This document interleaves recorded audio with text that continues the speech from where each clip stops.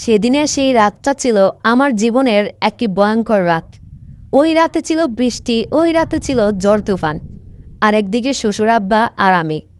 ওই রাতটা এমন এক রাত ছিল যেই রাতের কথা কল্পনা করলেও আজও আমার মনে পড়ে সেদিন কি হয়েছিল আমার সঙ্গে।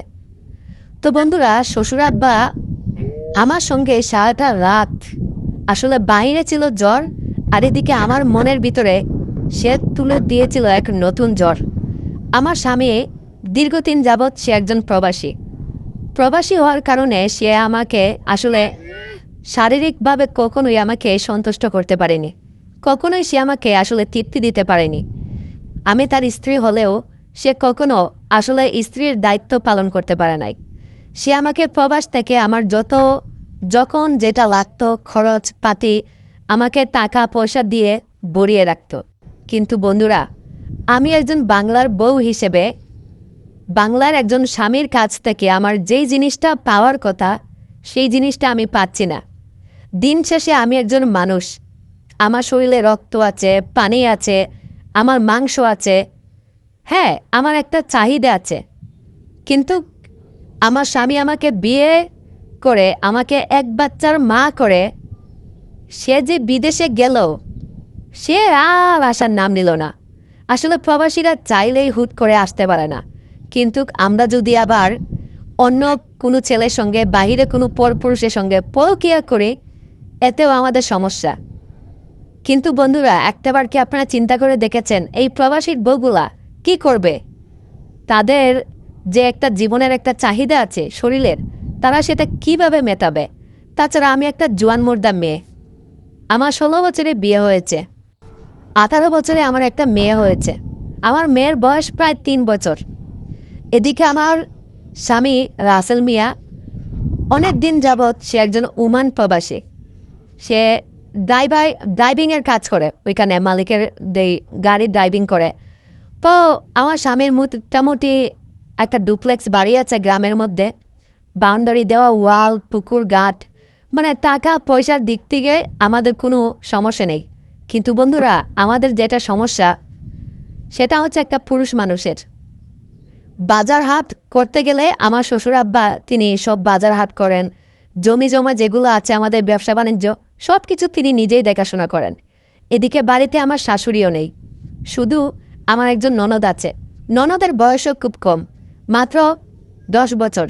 সে ক্লাস 6-এ পড়াশোনা করে। তো যাই হোক, এই হচ্ছে আমার পরিবার।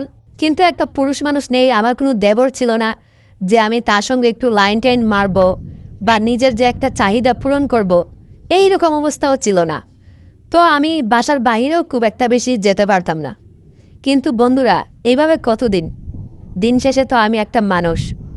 হ্যাঁ, আসলে আমি আর পারতেছিলাম না। আমি আমার স্বামীর কাছে অনেকবার আমি বলেছি, ওগো তুমি, আমাদের তো অনেক টাকা পয়সা আছে, আমাদের নিজস্ব একটা বাড়ি আছে, জমি আছে, ব্যবসা আছে, অনেক ফিশারিও আছে, আমাদের মাছের বিজনেস আছে। তুমি দেশে আসো, দেশে এসে এবার একটা বিজনেস করো। দেখো, তুমি আমাকে ছেড়ে ওই দূর প্রবাসে বিদেশে চলে আছো, কিন্তু এইদিকে আমার কি অবস্থা?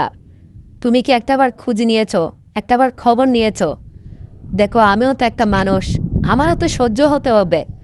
আমি আর নিজেকে কোনোভাবেই পারতেছি না সামলাতে, কোনোভাবেই আর আটকাতে পারতেছি না। দিন শেষে আমারও তো কষ্ট হয়, আমি মানুষ। কিন্তু আমার স্বামী, সে আমার কোনো কথাই যেন বুঝতে পারে না, সে আমার কোনো কথারই যেন কোনো মূল্য দেয় না। আমাকে বলে, আমার মতো প্রবাসী কি আর নাই? তোমার মতো প্রবাসীর স্ত্রী কি আর নাই? দেখো, সবাই যেভাবে থাকে তুমিও সেভাবে থাকো। আরে বাবা, টাকার উপরে কোনো সিস্টেম আছে নাকি? হ্যাঁ, তোমাকে আমি কি অভাব লাগছি? সোনা দানা গহনা, গোল্ডেন ডায়মন্ড, বাড়ি চেয়েছো, বাড়ি দিয়েছি, যখন যেটা চেয়েছো টাকা পয়সা সব কিছু দিয়ে তোমাকে আমি ভরে রেখেছি। আরে এইরকম কয়টা বউ পায়? হ্যাঁ, এত টাকা পয়সা সোনা দানা কয়জনে পায়? তোমার 7 পুরুষের ভাগ্য যে তুমি আমার মতো একটা স্বামী পেয়েছো। তোমাকে সোনা দানা থেকে শুরু করে টাকা পয়সা, হ্যাঁ, কোনো কিছুর কখনো আমি অভাব রাখি নাই। কিন্তু আমি তাকে সব কিছুই বলেছি, দেখো তুমি যা করেছো করেছো, কিন্তু আমি তো একটা মানুষ, আমারও তো নিজের বলতে কোনো কিছু আছে, আমারও তো কিছু একান্ত চাওয়া পাওয়া থাকে। তুমি রাতের বেলা কিভাবে থাকো জানি না, কিন্তু আমার খুব কষ্ট হয়, আমি আর থাকতে পারি না। প্রতিটা রাত জানে আমার চোখের পানি টলমলো করে, আমি আর নিজেকে কোনোভাবেই আটকাতে পারতেছিলাম না। কিন্তু আমার স্বামী সে আমার কোনো মূল্যই বুঝল না। যতটুকু শুনেছি পাড়াপড়শির কাছ থেকে, আমার স্বামীর বন্ধুদের কাছ থেকে, সে নাকি ওমানে আর একটা বিয়ে করেছে, একটা ভারতীয় মেয়েকে বিয়ে করে সে নাকি ওখানে সংসার করে। এই জন্য সে আসলে আমাদের দেশে আসতে পারে না, কারণ তাকে তার ওই স্ত্রী বাধা দেয়। সেখানে সে স্ত্রী নিয়ে, ছেলে সন্তান মেয়ে সন্তান নিয়ে বেশ সুখেই আছে, সংসার করতেছে। আর আমাকে টাকা পয়সা যা লাগে তা তো দিচ্ছেই। তো এই জন্য সে আর আমার কথা টান পড়ে না। কিন্তু বন্ধুরা, এভাবে কদিন, আমি একটা রক্তে মাংসে গড়া মানুষ, একটা মেয়ে মানুষ আসলে কতদিন থাকতে পারে এইভাবে স্বামী ছাড়া? আপনারাই বলেন। বন্ধুরা, আসলে আমাদের বাড়িতে একটা কাজের ছেলে ছিল। সে আমাদের গরু, তারপর হচ্ছে আমাদের জমি জমা, এগুলো দেখাশোনা করে। তো বেশ কয়েকদিন যাবৎ শ্বশুরের শরীরটা বেশ খারাপ যাচ্ছে, অসুস্থ। এই জন্য সে একটু বাসায় আসে।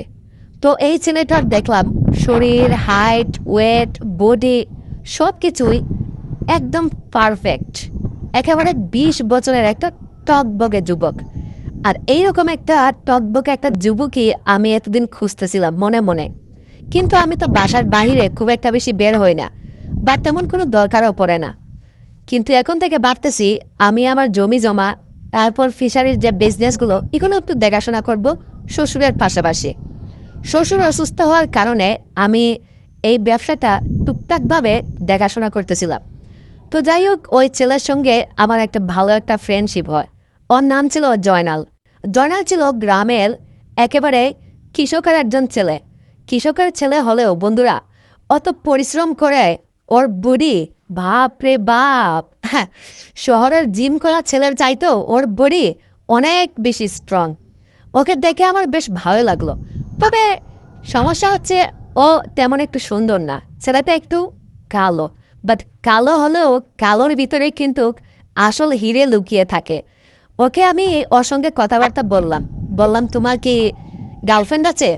ও বলল না ম্যাডাম। আমি বললাম তোমার দেশের বাড়ি কোথায়? বলল রাঙামাটি। আমি বললাম তাই নাকি? তখন বলল হ্যাঁ ম্যাডাম। তো আমি বললাম তুমি বিয়ে শাদী করছো? বললাম না ম্যাডাম। তো আমি চিন্তা করলাম পড়াশোনা কতটুকু করছো? বলল ম্যাডাম পড়াশোনা খুব একটা বেশি করি নাই, তবে ক্লাস 6 তাবাদ পড়ছিলাম, পরে টাকার জন্য আর পড়তে পারি নাই। আরে আমি তো এরকম একটা অশিক্ষিত, একটা মূর্খ কামলা লুকেই আমি খুঁজতেছিলাম, কাজের ছেলে, যে আমাকে প্রচুর পরিমাণে আমাকে ফেদানি দিতে পারবে। হ্যাঁ, গোপনে গোপনে এইরকম একটা লোক আমি এতদিন খুঁজতেছিলাম। তখন আমি বললাম জয়নাল, আমি তোমাকে একটা কথা বলতে চাই। তখন জয়নাল আমাকে বলল ম্যাডাম বলেন না, আপনি আমার মালকিন। আরে আপনি আমাকে যা বলবেন আমি তো তাই শুনতে বাধ্য। আমি বললাম জয়নাল, সত্যি কথা বলতে আমার একটা কাজ করে দিতে হবে তোমাকে, তুমি কি পারবে? তখন ও আমাকে বলল ম্যাডাম আপনি আমাকে বলেই দেখুন, পারবো না কেন? আপনি আমার ম্যাডাম, আমার মালিক, আপনি আমাকে যা বলবেন আমি তাই করব। তখন আমি বললাম তুমি তোমার স্যারের কাছে কিন্তু এই কথাটা বলতে পারবে না বিদেশে, আর আমার শ্বশুর যিনি তার কাছেও কিন্তু বলতে পারবে না, আমাকে প্রমিস করো। তখন ও আমাকে প্রমিস করলো ম্যাডাম আমি কারো কাছে বলবো না। কাজটা কি ম্যাডাম? তখন আমি ওকে বললাম আসলে জয়নাল, তুমি তো জানো তোমার স্যার অনেক দিন যাবৎ বিদেশে আছে। আসলে আমি তার স্ত্রী, কিন্তু বিশ্বাস করো আমার জীবনে কোনো সুখ নেই। এই যে এত টাকা পয়সা আমার আছে, সব কিছু আছে, হ্যাঁ, কিন্তু সব কিছু থেকেও আমার জীবনে কোনো সুখ নেই। জয়নাল, তুমি যদি আমাকে সুখ দিতে পারো, তুমি এখানে স্যালারি কত টাকা পাও? ও বলল ম্যাডাম 10,000 টাকা পাই সারাদিন কাজ করে। আমি বললাম আমি তোমাকে প্রতি মাসে 20,000 টাকা দেব। তুমি আমাকে শুধু রাতে যখন শ্বশুর ঘুমিয়ে পড়বে আমার রুমে তখন তুমি চলে আসবে, তারপর তুমি আমাকে তোমার ওই স্যার যেটা আমার সঙ্গে করে তুমি সেটা আমার সঙ্গে করবে। ও বলল ম্যাডাম আপনি এসব কী বলতেছেন? দেখেন আমি টাকার জন্য এই সমস্ত কাজ করতে পারবো না। তাছাড়া যদি আপনার শ্বশুর জানতে পারে বা কেউ যদি জানতে পারে ম্যাডাম আমাকে তো মেরেই ফেলবে। আমি বললাম তোমাকে মারবে না, কেউ কিচ্ছু বলবে না, আরে কেউ জানতেই পারবে না, শোনো, তুমি যদি আমার কথা মতো কাজ না করো আমি তোমাকে চাকরি থেকে বিদায় করে দিব, আমি নতুন একটা ছেলে নিয়োগ দিব। তখন ও চাকরি বাঁচানোর জন্য বলল, ম্যাডাম আমি আপনার সব কথা শুনতে রাজি, আমি আপনার সব কাজ করব, বলুন আমাকে কি করতে হবে। এতদিন পর আমি একটা ছেলে পেয়েছি বন্ধুরা। সত্যি কথা বলতে জয়নালকে আমার খুব ভাল লাগে। কেন ভাল লাগে জানেন? ছেলেটা সারা দিন পরিশ্রম করে, খুব হার্ড ওয়ার্ক করে। হ্যাঁ, তাছাড়া ওর বডি ফিটনেস দেখলে পুরাই বন্ধুরা একেবারে মাথা নষ্ট। আরে এরকম একটা ছেলেই তো আমি খুঁজতেছিলাম। সত্যি কথা বলতে বন্ধুরা আমি একেবারে পুরো পাগল হয়ে গিয়েছিলাম, কি যে করব। তো আমার মেয়েটা, ওর 3 বছর, ওকে ঘুম পাড়িয়েছিলাম। ঘুম পাড়ানোর পর আমি শ্বশুরের রুমে গেলাম, দেখলাম শ্বশুর আব্বাও ঘুমিয়ে আছে আর সে একটু অসুস্থ। তো রাত যখন 11টা বাজে তখন আমি দরজাটা খুললাম বাসার। খোলার পর আমি জয়নালকে কল দিয়ে বললাম, জয়নাল তাড়াতাড়ি চলে আসো, কেউ নেই। তো জয়নাল আসলো। ওই দিন 11:30টার দিকে ওকে আমি বাসার ভেতরে ঢুকিয়েছিলাম। তারপর বন্ধুরা সকাল ভোর 5টার সময় ওকে আমি আমার রুম থেকে বের করি। এই 11:30 থেকে 5টা পর্যন্ত আমার কোনো ঘুম হয় নাই। ওই দিন আমি, জয়নাল আমাকে এত সুখ দিয়েছে যা বলার বাইরে। কিন্তু একটু সমস্যা ছিল, ও খুব একটা বেশি পারত না। আসলে ওর শরীরটা যেমন স্ট্রং, মানে বডি ফিটনেস তো খুবই ভালো, কিন্তু ছেলেটা মনে হয় আসলে পুষ্টিকর খাবার খুব একটা বেশি খায় না। ঠিক আছে, বেশিক্ষণ পারলো না, মাত্র 1-2 ঘন্টা গিয়েই শেষ। পর পর ও বলে, ম্যাডাম আর পারতেছি না, আমি ক্লান্ত হয়ে গেছি, ঘুমিয়ে পড়লো। আমিও আর কিছু বললাম না। 5টার সময় ওকে ঘুম থেকে দেখে আমি বললাম, জয়নাল তুমি চলে যাও। তো যাই হোক, আসলে একটা কথাই আছে না যে নাই মামা তাকে কানা মামাও ভালো। তো জয়নাল আমাকে 1 ঘন্টা 2 ঘন্টা যতটুকু সুখ দিত আমার ততটুকুতেই আপাতত আমি মেনে নিতাম। আমি ভাবতাম যাক ছেলেটা হয়তো আস্তে আস্তে ও পারবে, হয়তো ধীরে ধীরে ও আমাকে আরও অনেক বেশি ভালোবাসা দিবে। হ্যাঁ, আমি এভাবে ওকে নিয়ে প্রতিদিন এরকম করতাম। কিন্তু বন্ধুরা আসলে একটা কথা আছে না, গরিবের সুখ বেশি দিন কপালে আসলে জুটে না, বেশি দিন থাকে না। একদিন আমি শ্বশুরের কাছে ধরা পড়ে যাই। আসলে কি বলবো, জয়নাল মনে হয় আজকে কোনো ট্যাবলেট খেয়ে এসেছে। ওই রাতে ও আমাকে এমন জুড়ে, কি বলবো বন্ধুরা। তারপর আমি এত বড় এক অদ্ভুতভাবে চিৎকার করলাম, শ্বশুর আব্বা তো ঘুম ভেঙে চলে আসলো, মনে করলো চুর আসছে কিনা। তো এসেই আমার দরজাটা খোলা ছিল। ওই দিন রাতের দরজাটা লাগাইতাম ভুলে গেছি। শ্বশুর সেদিন আমাকে হাতে নাতে ধরে ফেলে। তারপর শ্বশুর আব্বা আমাকে বলে, বৌমা তুমি এটা কি করতেছো, আর এইটা কে? জয়নাল তুই? শ্বশুর আব্বা সেদিনে আমাকে আর জয়নালকে হাতে নাতে ধরে ফেলে। তারপর শ্বশুর আব্বা তো ওই রাতে পুরো ফায়ার হয়ে গিয়েছিল, পুরো ফায়ার হয়ে গিয়েছিল। শ্বশুর আব্বা বলতেছে, বৌমা আমি বাড়িতে থাকা অবস্থায় তুমি আমার অবর্তমানে একটা কাজের ছেলের সঙ্গে শেষ পর্যন্ত চি চি চি চি চি চি চি চি চি। এই গ্রামে যেমন একটা মান সম্মান যা কিছু ছিল তুমি সব কিছু বৌমা একদম ধুলায় মিশিয়ে দিয়েছ। দাঁড়াও, আমি এখনই আমার ছেলে রাসেলকে আমি কল দিয়ে বলতেছি আর তোমাদের কুকীর্তি আমি দেখাচ্ছি। তারপর বন্ধুরা আমার শ্বশুর আব্বা আমাদের এই যে দুজনকে আমরা এক রুমে, সে মোবাইলে ভিডিও ধারণ করে। তারপর সে সিদ্ধান্ত নেয় আমার স্বামীর কাছে, মানে তার ছেলের কাছে, সে দুবাইতে এটা পাঠাবে হোয়াটসঅ্যাপে। তখন আমি জয়নালকে তাড়াতাড়ি গাড় ধাক্কা দিয়ে বের করে দিলাম। দিয়ে আমি ওয়াইফাই লাইনটা বন্ধ করলাম। ওয়াইফাই লাইনটা বন্ধ করে আমি শ্বশুর আব্বার পায়ে সেই যে ধরলাম, আমি বললাম, বাবা আমার ভুল হয়ে গেছে, আমাকে আপনি ক্ষমা করে দেন। শ্বশুর আব্বা আমার কোনো কথাই শুনতেছে না, বলতেছে আমার ছেলেটা দিনের পর দিন রাতের পর রাত সে প্রবাসে, হ্যাঁ, এই মাথার গাম পায়ে ফেলে সে এত টাকা ইনকাম করতেছে, আর তুমি কিনা এই সমস্ত করে বেড়াচ্ছ। তখন আমি বাবাকে বললাম, বাবা আপনার ছেলে যে দুবাইতে আর একটা বিয়ে করে নাই, আপনি কি বলতে পারবেন আমাকে? আপনি তো সব কিছুই জানেন বাবা, কিন্তু আপনি তো আমাকে কোনোদিনও বলে নাই। আজকে বিয়ের আমাদের প্রায় 10 বছর হয়ে গেছে, কিন্তু আপনার ছেলে আমাকে বিয়ে করে একটা বাচ্চা জন্ম দিয়ে সেই যে বিদেশে গেল, আর তো আর তার কোনো নামগন্ধ নাই। বাবা আপনার কাছে কি আমাকে কোনো মানুষ হয় না? আমি কি রোবট? আমার কি কোনো চাওয়া পাওয়া নেই? আমার কি কোনো চাহিদা নেই? আমি কি সারা জীবন এভাবে একা একাই থাকবো? আমি গরিব বলে কি আপনারা যা মন চায় আমার সঙ্গে তাই করবেন? হ্যাঁ, এটা আপনারা কোন আইনে পেয়েছেন? শ্বশুরাব্বা তখন আমার কথায় সে চুপ হয়ে গেল। বলল, আমার ছেলে রাসেল বিয়ে করেছে দুবাই, এই কথা তোমাকে কে বলল? তখন আমি বললাম, বাবা, আমি জানতে পেরেছি। দেখেন বাবা, আপনারা যদি আপনার ছেলের কাছে ভিডিও পাঠান বা কালকে হয়তো গ্রামের লোকজন জানবে, এতে কিন্তু মান সম্মান আমার চাইতে আপনারই বেশি নষ্ট হবে। এখন আপনি চিন্তা করে দেখেন আপনি কি করবেন।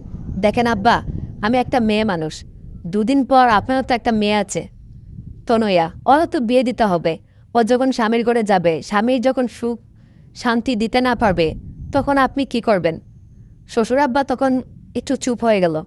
তখন শ্বশুরাব্বা আমাকে বলতেছে, বৌমা, সব কিছুই বুঝলাম, কিন্তু তাই বলে ও আমাদের বাড়ির একজন কাজের ছেলে, আমাদের গরু রাখে, আমাদের পুকুরে কাজ করে। তুমি আমাদের বাড়ির পুত্র বউ হয়ে কাজের ছেলের সঙ্গে এসব? বৌমা, না, সব কিছুই তোমার ঠিক আছে, কিন্তু বৌমা আমি এটা আসলে কোনোভাবেই মেনে নিতে পারলাম না। বৌমা, তুমি আমাকে যতই যা বলো, এটা কিন্তু আমি মোটেও আসলে মানতে পারতেছি না। তখন আমি বললাম, বাবা, এছাড়া আমার কোনো উপায় ছিল না, আমি কি করব? তখন শ্বশুরাব্বা আমাকে বলল, তুমি আমার কাছে বলতে, আমাকে বলতে, তারপর বন্ধুরা কি বলবো? হ্যাঁ, আসলে সেদিন রাতে খুব বেশি বৃষ্টি হচ্ছিল।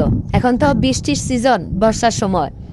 শ্বশুরাব্বা আমাকে দেখে সে আর রূপ সামলাতে পারল না। আমাকে বলল, তোমার শাশুড়ি তো অনেক দিন যাবৎ আসলে বেঁচে নেই। তাছাড়া আমার ছেলের সয় সম্পত্তি সব কিছু তো আমিই সামলাচ্ছি, আর আমার ছেলের বউটাকে কি আমি সামলাতে পারবো না? শ্বশুরাব্বা তখন উল্টো সুর দিচ্ছে। তার মুখের ভঙ্গিমা, সুর, সঙ্গীত মনে হলো আমার কাছে কিছুটা ভিন্ন। আমি বললাম, শ্বশুরাব্বা, আপনি কি বলতেছেন? আপনি আপনার ছেলের বউকে সামলাবেন মানে? শ্বশুরাব্বা আমাকে বলল, ও, এখন বাজা মাছটা উল্টে খেতে জানো না, তাই না? শুনো, তোমাকে আর এত কিছু ভাবতে হবে না। এই কথা বলেই শ্বশুরাব্বা আমাকে হাত দিয়ে খেলা মেরে আমাকে বিছানায় ফেলে দিল।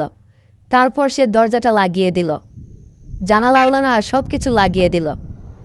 তখন সে লাইটটা অফ করে দিল। আমি বললাম, বাবা, আপনি লাইট বন্ধ করলেন কেন? বলল, আরে আমি তোমার শ্বশুর না, যদি তুমি লজ্জা পাও। আমি বললাম, বাবা বাবা বাবা, আপনার তো দেখতেছি বেশ বুদ্ধি। তারপর বন্ধুরা, ওই রাতে বাহিরে তাড়া দিচ্ছিল, বিদ্যুৎ চমকাচ্ছিল, ঝড় তুফান বৃষ্টি, আর এদিকে শ্বশুরাব্বা আমার পুরো শরীরে, আমার পুরো একদম পুরো কাঁপন ধরিয়ে দিয়েছে, পুরো জ্বর বয়ে দিচ্ছে।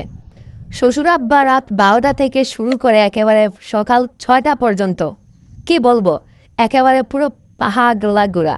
একটা গান আছে না, ছুটেছে আমার পাগলা গুড়া, শ্বশুরাব্বা এইরকম শুরু হয়েছিল। তো যাই হোক, ওই দিন আমি আমার শ্বশুরের আসল রূপটা আমি দেখেছিলাম। ওই দিন আমি আমার শ্বশুরের আসল চেহারাটা আমি দেখেছিলাম।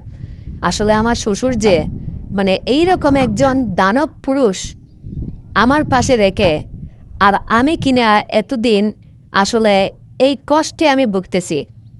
কি বলবো বন্ধুরা, মানে বলার মতো আমার কাছে আর কোনো ভাষা ছিল না যে আমার শ্বশুর আব্বার মতো একটা মানুষকে আমি রেখে, হ্যাঁ, আসলে আমি এরকম চাহিদার জন্য আমি কিনা ভুগতেছি। তো যাই হোক, তখন আমি একদিকে কান্নাও করতেছি, আবার আমার খুব হাসিও পাচ্ছে। শ্বশুর আব্বা তখন আমাকে বলতেছে, বৌমা, তুমি কাঁদতেছে কেন? সত্যি কথা বলতে বন্ধুরা, আমার চোখ দিয়ে পানি পড়তেছিল। আমি তখন শ্বশুর আব্বাকে বললাম, বাবা, এই কান্না কোনো দুঃখের কান্না না, এই কান্না হচ্ছে সুখের কান্না। আজকে 10টা বছর হয়ে গেছে, আজকে 10টা বছর হয়ে গেছে আমি স্বামীর সুখ পাচ্ছি না, সুহাগ পাচ্ছি না, আদর পাচ্ছি না। আমার স্বামী আমাকে ছেড়ে দুবাই পড়ে আছে। স্বামীকে আমি কল দিলে আমার স্বামী আমাকে বলে, তোমাকে গোল্ড দিয়েছি, স্বর্ণ দিয়েছি, টাকা দিয়েছি, বাড়ি দিয়েছি, তুমি আর কি চাও আমার কাছে? কিন্তু আমার স্বামী এটা বুঝতে পারতেছে না যে আমি কিভাবে থাকবো, আমার তো কোনো কিছু করার নাই, আমি অসহায়। তাছাড়া আপনার মতো এরকম একটা দানব শ্বশুর আমি বাড়িতে রেখে দিনের পর দিন আমি কষ্ট করেছি, আর রাতের পর রাত আমি কতটা অসহায়ত্ব ছিলাম সেটা আমি বলে বোঝাতে পারবো না। শ্বশুর আব্বা তখন আমাকে বলল, বৌমা, সত্যি কথা বলতে আরও অনেক আগে থেকেই তোমার প্রতি আমার নজর ছিল, কিন্তু তুমি আসলে বিষয়টা কিভাবে নিবে এই জন্য তোমাকে কখনো কোনো দিন আমি এই বিষয়ে জোর করি নাই বা চাপাচাপি করি নাই। আমি চাইলেই তোমার সঙ্গে জোর করতে পারতাম, আমি চাইলেই আমার চাহিদাটা আমি পূরণ করে নিতে পারতাম। কিন্তু বৌমা, আসলে আমার ছেলে আমাকে অনেক বিশ্বাস করে। হ্যাঁ, তাছাড়া আমার আসলে বিজনেস করে, আমি শহরে বিজনেস করেছি, আমার তেমন কোনো কিছু ছিল না। আমার ছেলে চাকরি বিদেশে গিয়ে এত টাকা পয়সার মালিক হয়েছে। আর সত্যি কথা বলতে তুমি যে বললা না যে ও আর একটা বিয়ে করেছে ভারতের একটা মেয়েকে, আসলে এই সত্যি কথাটা আজকে আমি তোমার কাছে শেয়ার করতে যাচ্ছি। আসলে বৌমা, সত্যি কথা কি জানো? সত্যি কথাটা হচ্ছে ও আসলে যেই বাসাতে জব করে, হ্যাঁ, একটা ওই ইন্ডিয়ান একটা মেয়ে ওই বাসাতেই চাকরি করে। তাছাড়া ও অনেক পুরাতন, মালিক ওকে খুব বিশ্বাস করে। তো ওরা দুজন একসঙ্গে থাকতে থাকতে একে অন্যের সঙ্গে তারা বেশ পরিচয় হয়ে গেছে, তারপর তাদের ভিতরে একটা সম্পর্ক হয়ে গেছে। এই জন্য ওরা একজন আরেকজনকে বিয়ে করে ফেলেছে। আর ওই ইন্ডিয়ান মেয়েটা, ওর অনেক টাকা, ও বিদেশে আসলে যতদিন থাকে ও যা টাকা পয়সা ইনকাম করছে সব টাকা পয়সাই আমার ছেলের কাছে দিয়ে দেয়। ওর আসলে মা বাবা কেউ নেই তো ওর ওই ইন্ডিয়াতে, এই জন্য আমার ছেলে ওকে বিয়ে করে ওইখানে সংসার করতেছে। আমার কাছে এই কথাটা ও অনেক আগেই আমার কাছে বলেছে। কিন্তু বৌমা, কোন মুখে এতদিন এই সত্য কথাটা আমি তোমাকে বলবো? বিশ্বাস করো, আমার বলার মতো কোনো ভাষাই ছিল না। আমি অনেকবার চেয়েছিলাম যে তোমার কাছে এই সত্য কথাটা আমি বলে দেব, কিন্তু যতবারই আমি তোমার কাছাকাছি এসেছি এই কথাটা বলার জন্য তোমাকে, ততবার আমার বিবেক আমাকে নাড়া দিয়েছে, ততবারই আমার বিবেক আমাকে বাধা দিয়েছে। তোমাকে যদি আমি এই সত্য কথাটা বলেই ফেলতাম, তুমি তো অনেক আঘাত পেতে, কষ্ট পেতে, তোমার তখন এই সংসারের প্রতি যে একটা টান, একটা আগ্রহ, একটা মায়া, তখন এটা আর থাকতো না। এমনও হতে পারে তুমি এই সংসার ছেড়ে অন্য কোনো পরপুরুষকে বিয়ে করে তুমি এই সংসার ছেড়ে চলেও যেতে। এই জন্য বৌমা, আমি এই সত্যি কথাটা বলার মতো কখনো আমার সাহস হয়ে ওঠে নাই। বৌমা, তুমি আমাকে মাফ করে দাও, আমি তোমার কাছ থেকে অনেক বড় একটা সত্য লুকিয়ে ফেলেছি, যার কারণে আমার ছেলেও আর এই দেশে খুব একটা বেশি আসে না। ও নিজেও আসলে নিজের কাছে খুব লজ্জিত। ও আমার কাছে মাঝে মধ্যে কল দিয়ে কান্নাকাটি করে, কিন্তু কি করবে, ওইখানে একটা মেয়ের সঙ্গে ওর সম্পর্ক হয়ে গেছে। এখন যেটা হওয়ার ছিল এটা তো আর আটকাতে পারবো না, এটা হয়ে গেছে অ্যাক্সিডেন্ট। ওইখানে ওর স্ত্রী আছে, একটা ছেলে, একটা মেয়ে আছে। হ্যাঁ, এই জন্য ও আসলে আসে না, ও চায় না আসলে তোমাকে দেশে এসে কষ্ট দিতে। এই জন্য বৌমা, ও তোমাকে প্রতি মাসে তোমার যত খরচ লাগে সম্পূর্ণ টাকাটাই আসলে তোমার ব্যাংকে, তোমার অ্যাকাউন্টে পাঠিয়ে দেয়। এখন বলো বৌমা, আমার এখানে কি করার আছে, বা আমার ছেলেরই বা কী করার আছে? তো বন্ধুরা, আমি আমার শ্বশুরাব্বার কাছ থেকে এই সম্পূর্ণ কথাটা শোনার পর আমি নিজেকেই আসলে তখন নিজে সামাল দিলাম যে আসলে মানুষের জীবনে কখন কি হয়। হ্যাঁ, আসলে এটা আমরা কেউই বলতে পারি না। আমাদের জীবনটা আসলে অনেক সময় নাটকের চাইতেও বেশি নাটকীয় হয়ে যায়, সিনেমাকেও হার মানায়। তো যাই হোক, যেটা কপালে লেখা ছিল সেটা তো হবেই। এই লেখা তো আমরা কেউই আসলে আটকাতে পারবো না, তাই না? তো এটা হওয়ারই ছিল, এই জন্য এটা হয়েছে। তো এটা নিয়ে আমি আর কোনো কিছু দ্বিমত করি নাই, বা আমিও কাউকে আর বাধাটা আর দেই নাই। আমি এখন আমার শ্বশুর, সে আমাকে বলেছে যে আমার জীবনের সে দায়িত্ব নেবে। শ্বশুর আমাকে ওই রাতে, মানে কি বলবো বন্ধুরা, এসব কথা আমি কখনো কারোর সঙ্গে শেয়ার করি নাই, আজকেই প্রথম যে আমি আপনাদের সঙ্গে শেয়ার করতেছি।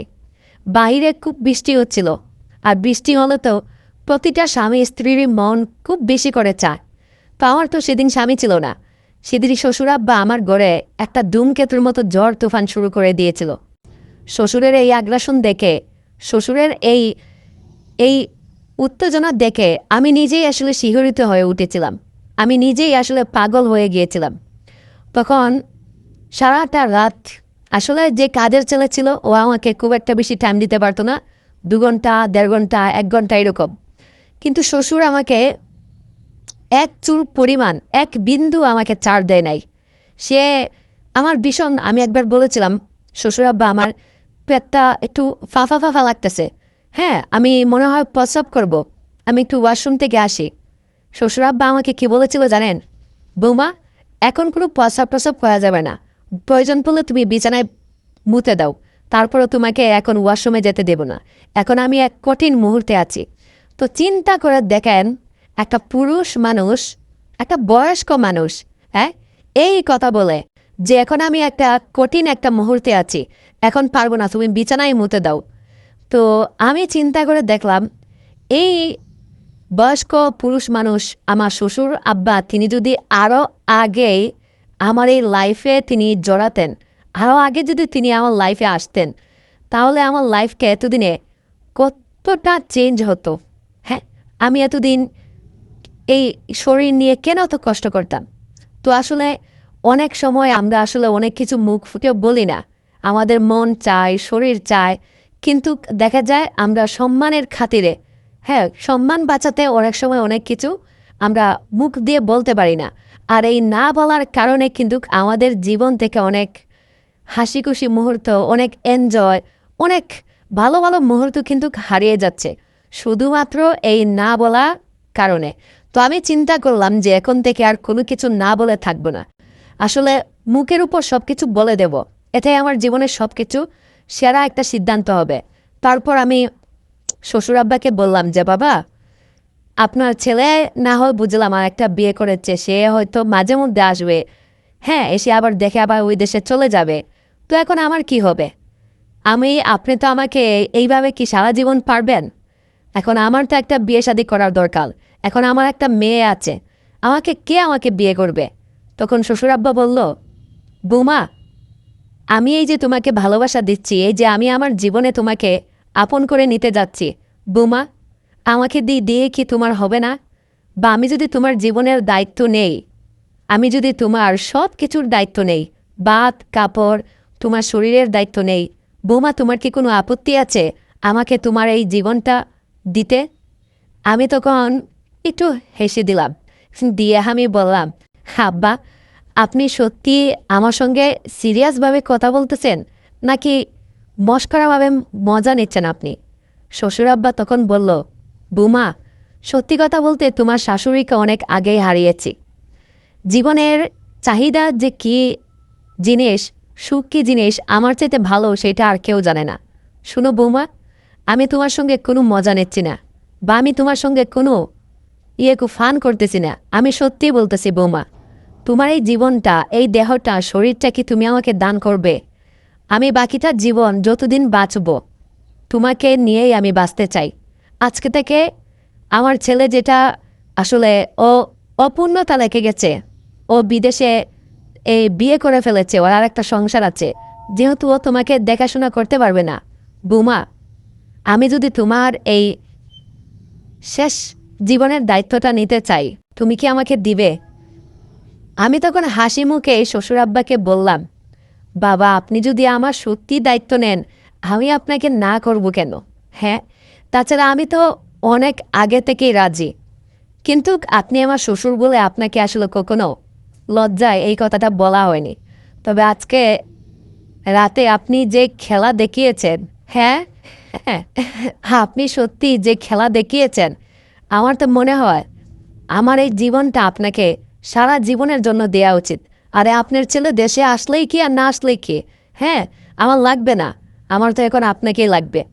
শ্বশুর আব্বাও তখন আমাকে বলল, ঠিক আছে বৌমা, তোমার মতো এরকম একটা সৌভাগ্যবান মেয়ে পেয়ে, মানে বউ পেয়ে আমিও আসলে কৃতজ্ঞ। তো বন্ধুরা, শ্বশুর আব্বা গরুর দুধ খায়, ছাগলের দুধ খায়, কচু শাকসবজি খায়, মানে তার শরীরে প্রচুর পরিমাণে প্রোটিন, যার কারণে তিনি এই বয়সে এসেও এতটা শক্তিশালী, এতটা আসলে এই ধরনের কাজ করতে পারে। তাছাড়া আমি যতটুকু জানি বাংলাদেশের বেশিরভাগ পুরুষ মানুষ কিন্তু তাদের একটা সময় পর, একটা বয়সের পর কিন্তু তাদের আর হয় না, আর তারা পারে না, বুঝছেন? মানে এটা হয় আর কি, হয়, এরকম হয়। তো আমি দেখেছি অনেক পুরুষ 20 বছরেই তাদের হয় না, ঠিক আছে? তো বিদেশিরা আসলে যেভাবে দেয় বাংলাদেশিরা ওইভাবে পারে না, কিন্তু যারা পারে, যারা নিজের যৌবন জীবন টিকে রাখতে পারে, তারা কিন্তু শেষ বয়স পর্যন্তও পারে। হ্যাঁ, এটাই আসলে বাস্তব কথা, এটাই আসলে সত্য কথা। তো যাই হোক বন্ধুরা, আসলে আমার একটা মেয়ে হয়ে গেছে। এখন আমি আমার নিজের সুখের জন্য যে আমি একটা পরপুরুষকে গিয়ে বিয়ে করব, সে হয়তো আমার সঙ্গে কিছুদিন মজা লুটবে, কিন্তু দিন শেষে সে আমার মেয়েকে কিন্তু আপন করে নিবে না। আমার মেয়েটাকে সে তার নিজের মেয়ের মতো বড় করবে না। এই জন্য আমি চিন্তা ভাবনা করে দেখলাম যে না, হ্যাঁ, আমার আসলে অন্য কোনো পুরুষের সঙ্গে বিয়ে করা উচিত হবে না। তাছাড়া আমার স্বামী প্রতি মাসে আমাকে 50,000 করে টাকা পাঠাচ্ছে আমার অ্যাকাউন্টে, আর শ্বশুর যতদিন আছে ততদিন তো সে আমাকে দেখভাল করবেই। শ্বশুর যখন থাকবে না, তখন না হয় একটা কাজের ছেলে 10,000 টাকা দিয়ে ম্যানেজ করে নিব। এরপর পরের দিন শ্বশুর আব্বা আমাকে বলল, বৌমা, তুমি আর আমি যেই কাজটা করতে যাচ্ছি এটা এইভাবে না, আমরা নতুন করে একটা জীবন শুরু করি। আমি বললাম, কিভাবে?